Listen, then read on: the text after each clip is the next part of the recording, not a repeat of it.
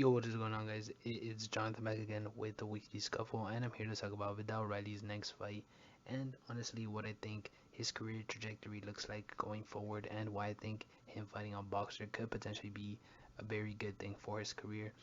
Starting off with, they have given him the platform to get the British Championship, and while he is not there yet, he has already gotten the English Championship, and he's very well on his way because he is now fighting the former holder of the British Championship, Michael Lawal, who is 17-1 for Viddal Riley's 11th pro fight. I think this is a great step up in competition. I think it's going to be a very good fight, and I think Vidal's going to show out and he's going to show the talent that he possesses and why he does deserve to be in the ring with Isaac Chamberlain, who is the current holder of the British Championship belt.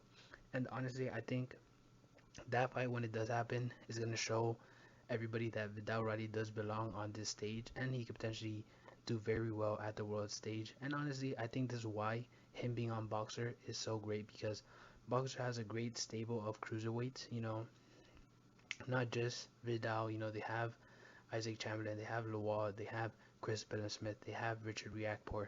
And honestly, I could see Vidal fighting every single one of those guys.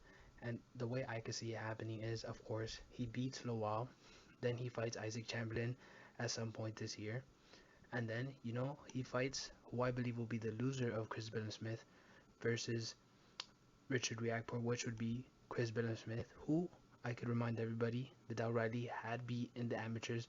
Granted, I know the pro game and amateur game are two completely different things, but I still think Vidal Riley could get the better of him, which would lead to the ultimate showdown, which would be an in-house fight, a huge fight with Vidal's name, which Vidal's name would be definitely solidified if he were to win against Michael Lawal, Chris Billam Smith, and Isaac Chamberlain. That his name would definitely be solidified as a top contender in the cruiserweight division. And I think him versus Richard Riakpore would probably be his toughest fight. And I think it would be a great fight for his career. Granted, do I think all these fights happen as his next four fights? Potentially not. I think there's a lot that could go into all these fights being made, but I think there's definitely a pathway for him to get all these four fights eventually. I would not be surprised if within his next six fights, all these fights get made.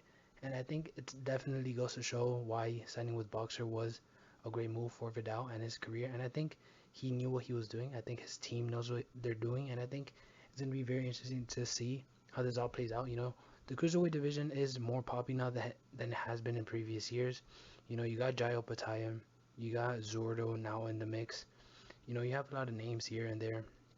I think it could be very interesting. Of course, Breedis is there. Like I mentioned before, Billam Smith, Riakpore are both on this level. So it's going to be very interesting to see how all these fights play out and how Vidal Riley's career pans out at the cruiserweight division on Boxer. So with that being said, I think this is a great fight, great step up for Vidal, and I can't wait to see how this all plays out. And see you next time. Peace.